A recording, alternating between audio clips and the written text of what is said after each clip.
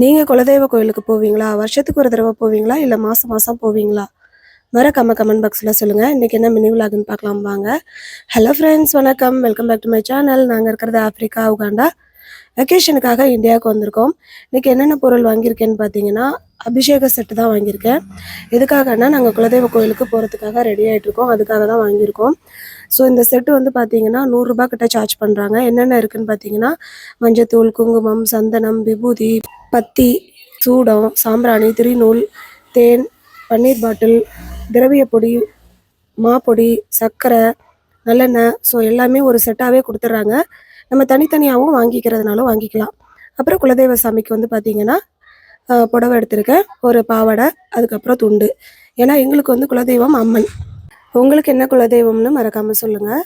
So இந்த புடவை நல்லாயிருக்கா என்னென்னு மறக்காமல் கமெண்ட் பாக்ஸில் சொல்லுங்கள். வீடியோ பிடிச்சிருந்தா லைக் பண்ணிவிட்டு சேனலை சப்ஸ்கிரைப் பண்ணிக்கோங்க.